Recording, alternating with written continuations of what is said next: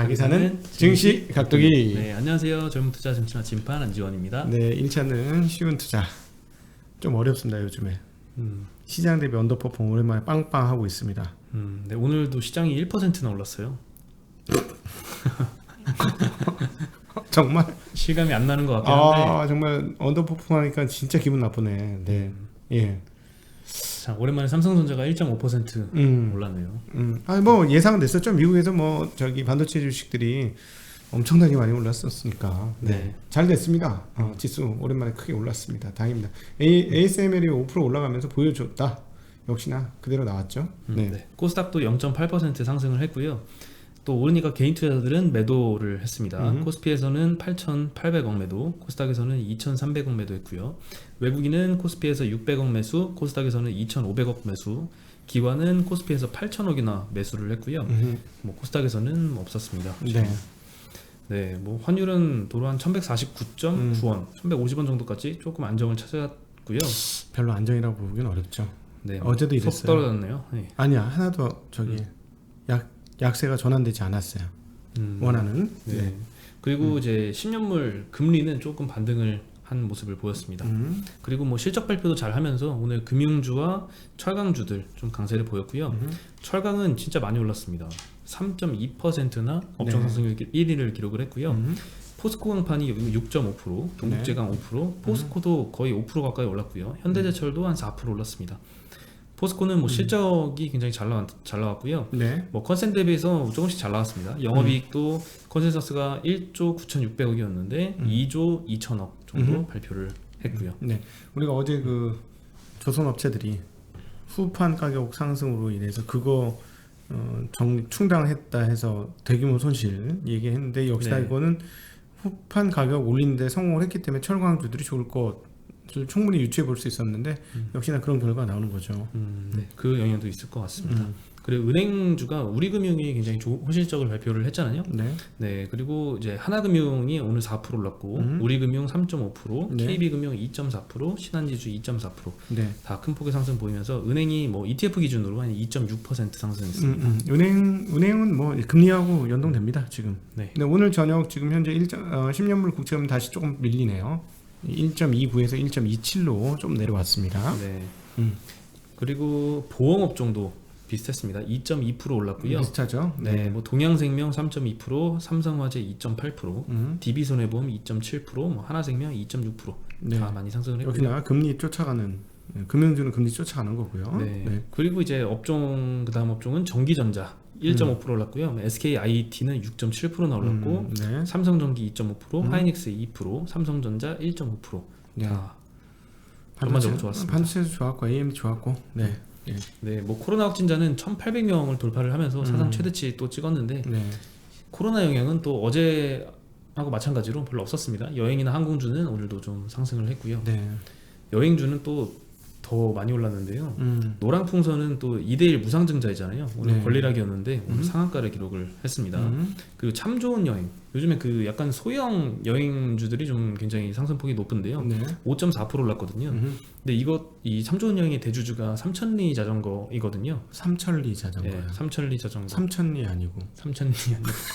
삼천리 자전거인데 이 삼천리 자전거 이 작년 사업 보고서를 보면은 이 관계 지분이잖아요. 참 좋은 여행이 지분 35% 갖고 있는데 요거를 매각 예정 비유동 자산으로 재분류를 했습니다.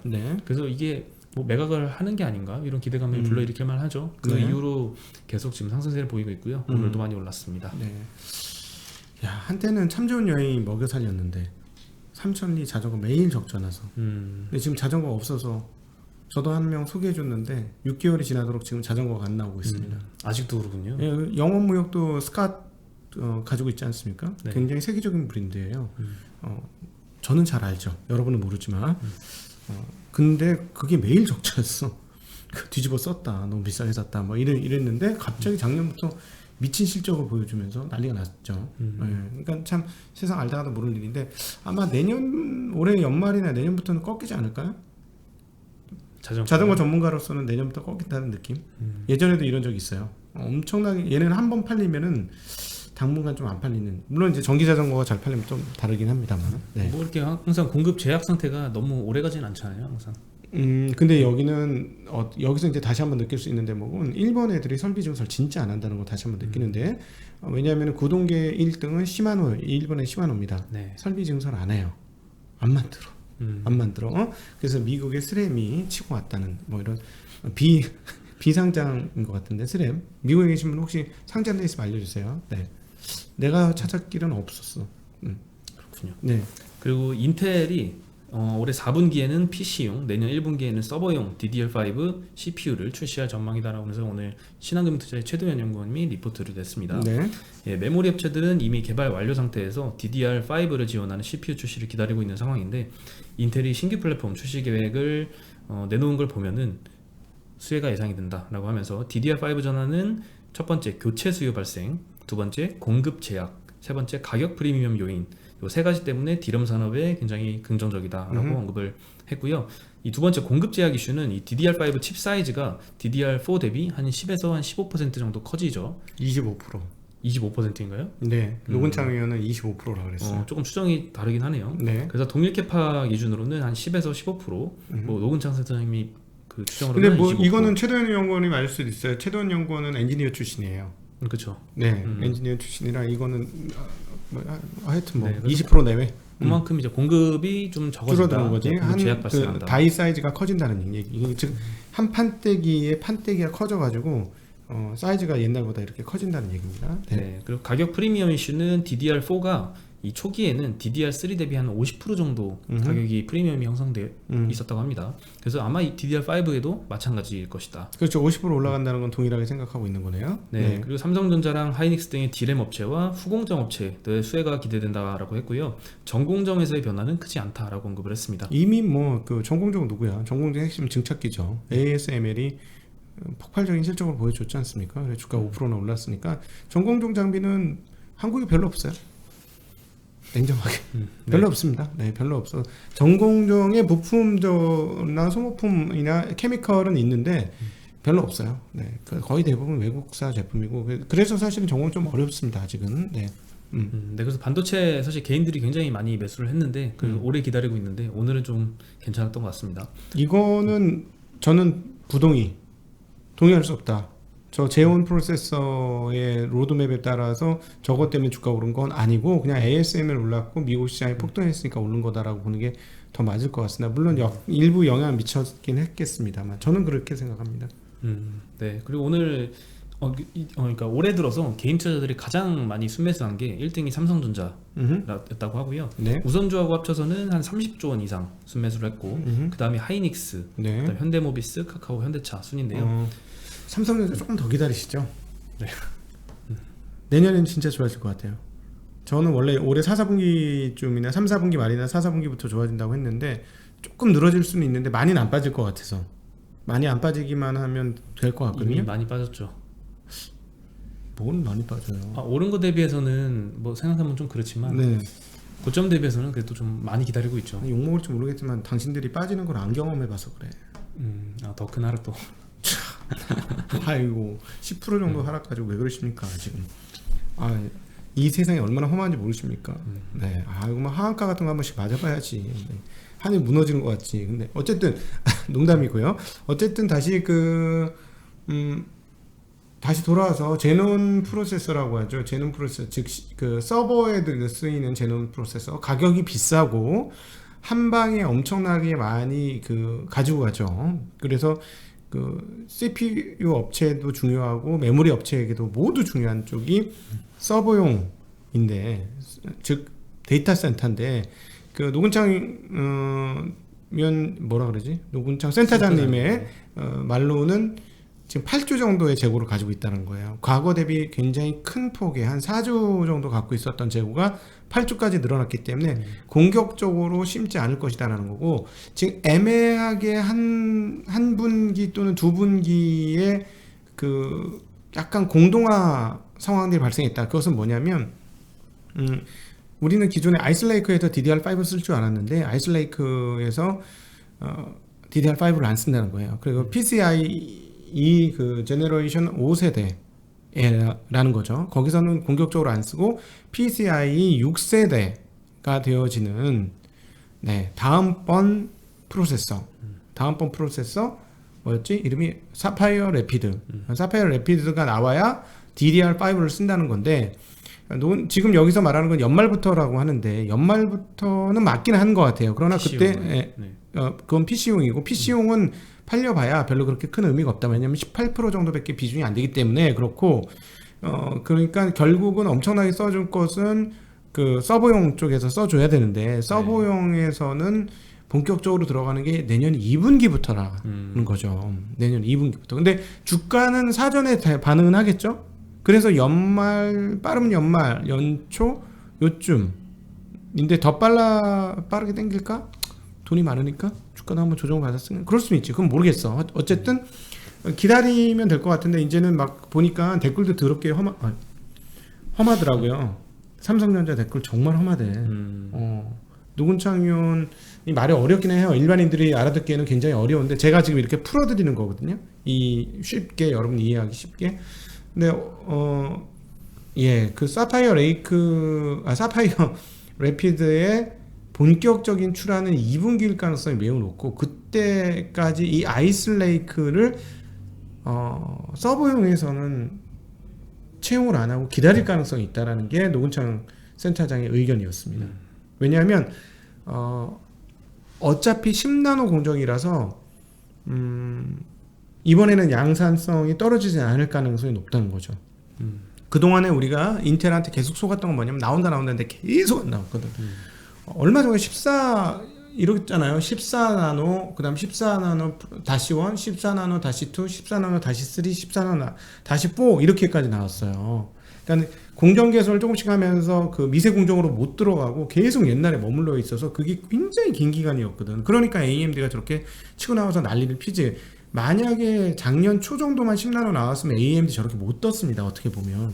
예, 근데 그걸 못했기 때문에 그런 건데 지금 이제 그 아이슬레이크가 이번 4월에 출시를 성공적으로 이루어냈으니 같은 10나노 기반의 사파이어 래피드는 안 나올 가능성은 별로 없다.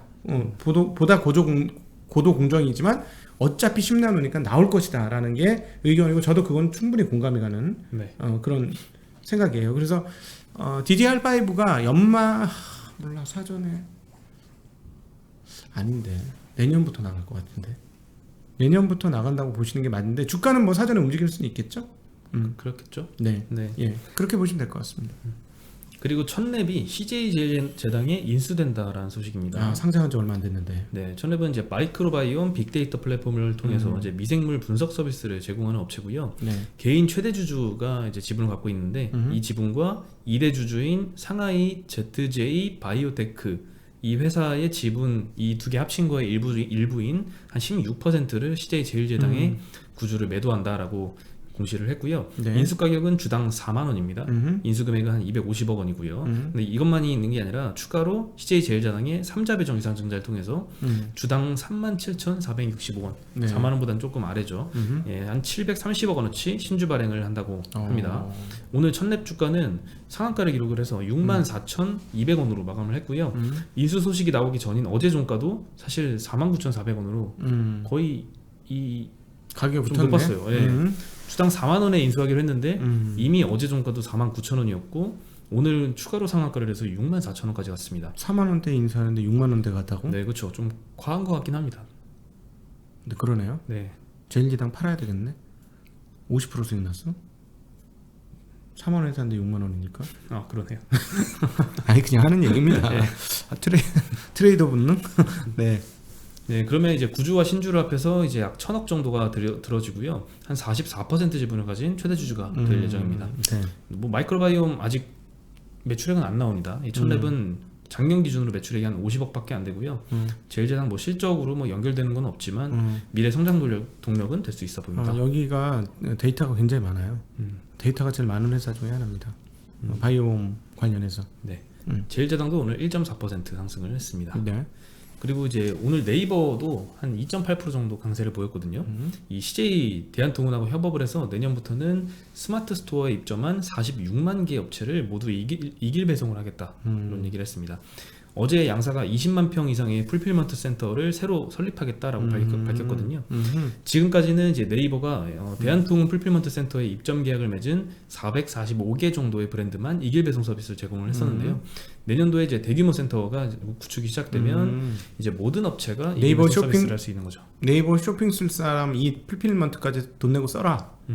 그 얘기가 되겠네요. 그죠? 그럼 제2의 쿠팡 비슷한 거, 쿠팡은 아닌데 쿠팡 비슷가란 플랫폼을 만들겠다는 얘기네. 그렇죠. 거의 이제 비슷해지는 거죠. 네. 배송 서비스가. 네. 네, 뭐 이번 풀필먼트 센터는 뭐 빅데이터, AI 로봇, 무인 운송 로봇 이런 첨단 기술들을 모두 활용을 해서 짓는다고 합니다. 예, 대한통운도 오늘 2.5% 상승을 보였습니다. 그리고 네이버는 또 실적도 발표를 했는데요. 영업이익이 3,350억 원 나왔고요. 전년 동기 대비 한 9% 증가했는데 매출이 30%나 증가를 했습니다. 네. 네, 컨센서스를 소폭 상회를 했고요. 특이한 건 이제 커머스, 핀테크, 콘텐츠, 클라우드 이런 신사업 매출이 8,370억 정도 나오면서 이 기존의 서치 플랫폼 매출이 한 8,260억 원이었거든요. 이거를 거의 넘었습니다. 그래서 신사업 매출 비중이 처음으로 50%를 돌파를 했습니다. 엄청나네요. 네, 굉장히 빠르게 변화하고 있는 것 같습니다. 예, 한성숙 대표가 오늘 컨퍼런스 콜에서 커머스 사업 강화를 위해서 신선식품, 명품 쇼핑, 정기 구독, 렌털 서비스 등의 사업 계획을 밝혔고요. 이마트와의 협업에서 가장 중요한 것은 신선식품이다. 그리고 4분기 오픈할 계획도 밝혔고요. 신세계와 이제 명품 관련 브랜드 스토어 입점도 진행 중이다라고 언급을 했고요. 8월부터는 또 뭐 새로운 정기 구독, 렌털 도입 계획도 밝혔습니다. 할 수 있는 게 참 많네. 그렇죠. 플랫폼의 무서움인 것 같아요. 그리고 이제 또 신한금융투자의 박형우 연구원님이 통신장비주에 대해서 리포트를 내줬는데요. 2분기 실적 시즌에 돌입하기 전에 두 가지 체크 포인트를 얘기를 해줬습니다. 실적 발표는 7월 마지막 주부터 시작될 것으로 보이고요. 2분기 실적 양상은 두 가지로 좀 나눠서 봐야 된다고 합니다. 첫 번째는 삼성전자와 버라이즌의 서플라이 체인, 공급 벤더들, 그리고 두 번째는 나머지 공급사, 이렇게 나눠서 봐야 한다고 했는데요. 현재 유의미한 5G 투자는 미국 버라이즌에서 진행이 되고 있고, 관련 벤더들의 공급 물량은 4월부터 유의미하게 증가하기 시작했으니 4월부터 시작했으면 이제 2분기에부터 이제 실적이 좀 반영이 되겠네요.